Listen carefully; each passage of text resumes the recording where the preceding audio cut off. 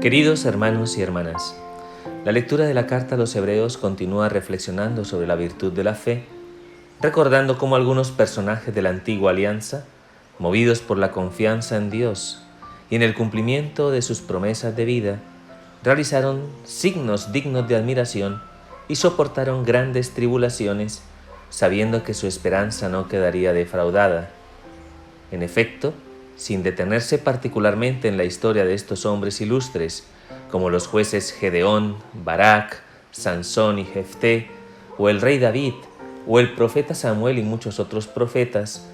el autor sagrado confirma cómo la fe les condujo a subyugar reinos, practicar la justicia, alcanzar promesas, amordazar fauces de leones, apagar hogueras voraces, esquivar el filo de la espada, curar enfermedades, ser valientes en las guerras, derrotar ejércitos extranjeros, resucitar a los caídos en combate, etc. Lo que nos conduce a concluir que gracias a la virtud de la fe el Señor manifestó grandes signos y prodigios a través de la historia de estos varones ilustres, tal y como lo expresa la Virgen María en su Magnificat: el poderoso ha hecho obras grandes en mí. Esa confianza plena en los planes de Dios permite que su gran misericordia y omnipotencia se haga patente en obras que superan ampliamente el alcance de nuestras limitaciones y flaquezas, es decir, que en virtud de la fe el Señor se hace grande a pesar de nuestra pequeñez, siendo por tanto garantía de magnanimidad en la práctica de las buenas obras. El autor sagrado contempla además cómo la fidelidad al Señor llevó a estos personajes ilustres a ser fundidos a golpes, rehusando cualquier rescate para obtener una resurrección mejor,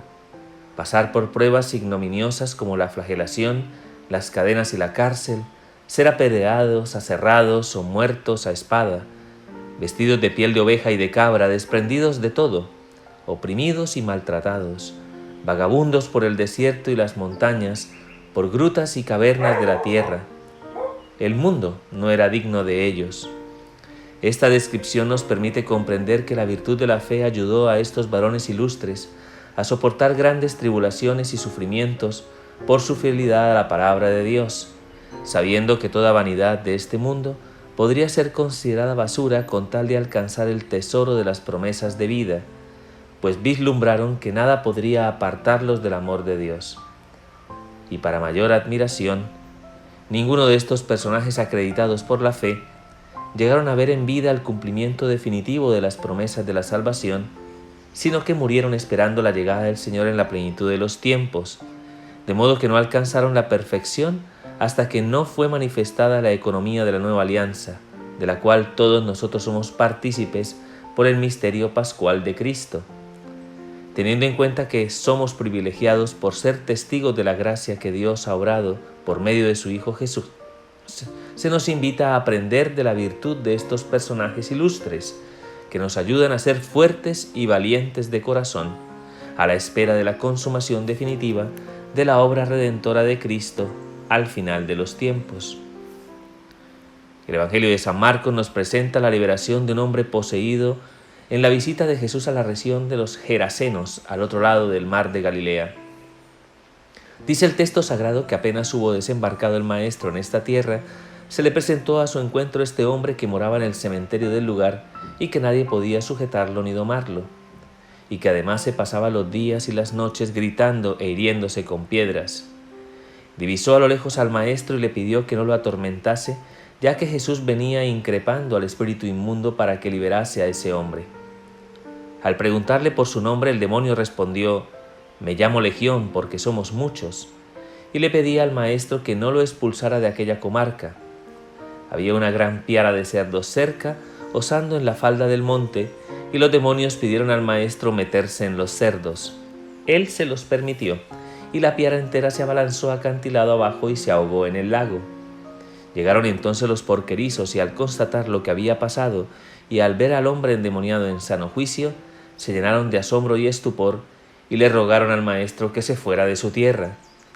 Quiso acompañarles el hombre que había sido liberado del espíritu inmundo, pero el Maestro le increpó a quedarse para dar testimonio en medio de los suyos de la gran misericordia que Dios había obrado en su favor,